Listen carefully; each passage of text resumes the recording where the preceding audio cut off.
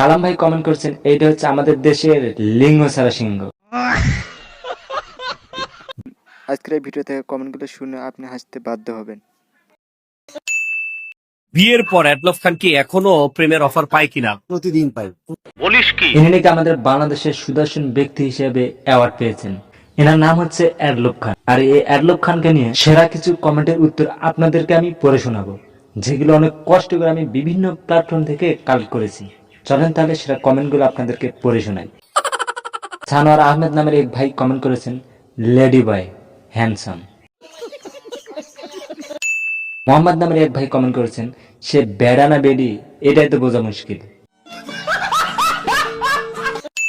MD Noman নামের এক ID থেকে কমেন্ট করেছেন, আমি তো এতদিন মনে করেছিলাম উনি হাততালি দেওয়া সদস্য, এর অপমান আমি সহ্য করব না। কিন্তু আজকে ভিডিওটা দেখার পর আমি জানতে পারলাম উনি একজন সুদর্শন পুরুষ। আবে সালে। আর একটা আইডি থেকে কমেন্ট করেছেন, ভাই তুই দেশে থাক, আমরা দেশ ছাইরা চলে যাই। এমডি জয়নাল কমেন্ট করেছেন, বাংলাদেশের কিছু পণ্ডিত মশাই তাকে অ্যাওয়ার্ড দিয়েছে, সে নাকি বাংলাদেশের সুদর্শন পুরুষ। তাহলে হিরো আলম কি দোষ করলো? না ভাই, এই জয়নাল ভাইয়ের কথায় কিন্তু যুক্তি আছে।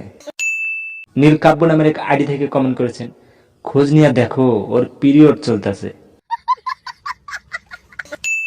আমাদের আরো এক ভাই কমেন্ট করেছেন, 21 টিভি এই এলিয়েনকে কই থেকে জোগাড় করলো?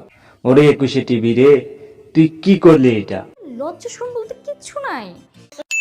আশিকুর রহমান কমেন্ট করেছেন, মহিলা কমিটির মহিলা এই অ্যাওয়ার্ডটা এনাকে দিয়েছেন। আমাদের আরেক ভাই কমেন্ট করেছেন, বিচারককে রুচি চানাচুর খাওয়ানো দরকার। কালাম ভাই কমেন্ট করছেন, এইটা হচ্ছে আমাদের দেশের লিঙ্গ ছাড়া সিংহ। তবে তুমি আমাদের জুনিয়র সাকিবের সাথে সরাসরি তুলনা করতে পারতা। আমাদের দেশে তো লিঙ্গ ছাড়া সিংহ একটাই আছে, সেটা হচ্ছে জুনিয়র সাকিব। লজ্জা করলো না বলতে? সো গাইস, এই ছিল এই অ্যাডলফ খানকে নিয়ে পোস্টমর্টম। তো এরকম হাসির কমেন্ট পেলে আপনাদের সামনে অবশ্যই নিয়ে হাজির হব।